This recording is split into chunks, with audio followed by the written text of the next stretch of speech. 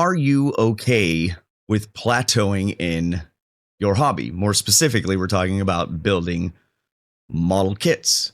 That's one of two questions that were asked to the model car community. That one in particular was asked over by Jason over at the Blue Ox Model Shop. And then we have another question asked by Jason over at KRD Klein Race Car Designs that we'll get to in just a minute. And usually I don't participate in community questions because I kind of feel like everybody says what I was going to say anyway, so I don't really feel like I'm contributing anything unique. But Terry Wilson brought up this point that I'm going to let play, and it changed my mind. The questions that was posed to us in the community, I really look forward to these questions because I feel like it really gives you a chance to get to know the builder and get to know who the YouTube creator is and just kind of get to know each other a little bit better. But these questions have been asked before, but in a kind of a different way. But I think it's always good to do these questions every once in a while. So thanks to Terry. I'm going to link everybody's video in the description. If you have not watched them, please give them a watch. But with Terry's kind of encouragement per se, I'm going to give my take. So let's listen to Jason's question, which is really a question that Tim Ryan had asked via Jason now on his channel.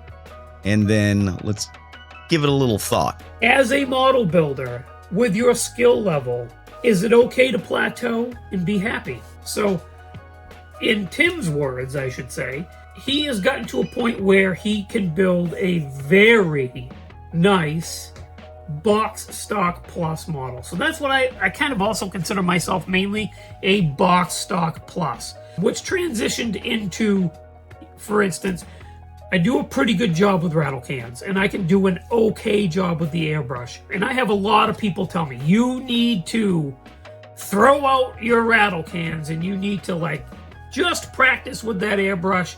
You'll get comfortable, and before you know it, you'll never want to go back to rattle cans. Well, that's fine and dandy, but I'm not at that point. I don't want to do that. I'm happy where I'm at.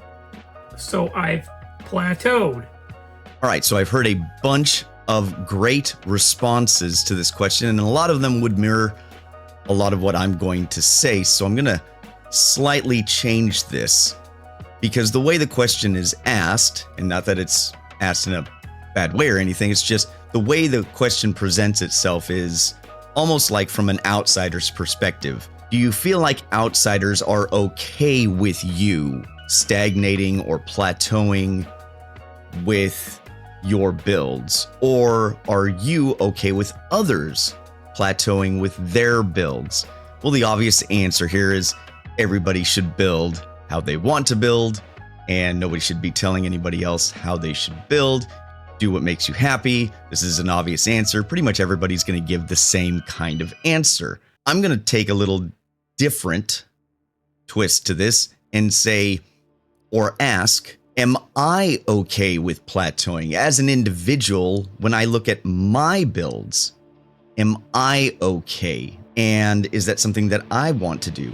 So I'm the type of person that finds enjoyment with trying to find different ways of doing things, not just for the sake of doing things, but if I think there is room for improvement, or if I see something that interests me, that there's a different way than I've been doing something, I will give that a try because I like learning. I like trying to discover different ways of doing things. And maybe that way isn't a better way of doing it, but at least I've tried it and I have the knowledge. And part of that is so when I speak on a subject, I have the knowledge and the background to be like, well, this is my experience with so-and-so. I hate going into a subject not knowing something and not being able to discuss it in a well-versed manner, I guess. So for me, it's a knowledge thing at the very least. And at the very best, I've learned a new technique that gives me a different avenue or improves what I'm doing. And part of the reason I like building models, and especially model cars, is the puzzle solving. So for me, I would agree with Jason and Tim and others that I am a box stock plus style builder, and I would take it a step further. I'm even more concerned with the aesthetic of the car, the way it looks when it's rolling down the road or the racetrack. I am not a big engine person, although if it has a detailed engine, or if I can throw a detailed engine in there, or if it has a detailed under tray, what have you, I will definitely detail it out. But if it doesn't, I'm not going to go the extra step and like totally go crazy if it's kind of got an okay engine bay. I'll do it, and that won't be my main focus. I concern myself with the outside of the car, the aesthetic, because that's what I see. I build the car the way, if I owned it, that's what it would look like. So if there's something that can improve that, then I will do it. So I don't foresee myself plateauing, and I don't know if I would be okay with plateauing. And this kind of brings up a different question, is if you see a new technique, are you a person that tries something new, or are you pretty much, if it ain't broke, don't fix it? I am a person that if I see something that could improve or be different, I will try it. And then I have two schools of thought there. I can tell right away if the thing that I have tried is a me problem if it didn't succeed, or if the actual thing is a problem and I don't like it and it's not going to work for me. And if it's a me problem, I will keep at it and keep at it and keep at it. Even if it takes 20 different tries, I will keep honing that technique until I get it right to see if I end up liking it. Because as long as it's a me problem, that means I have room for improvement to try and figure it out. And maybe I don't use that technique all the time.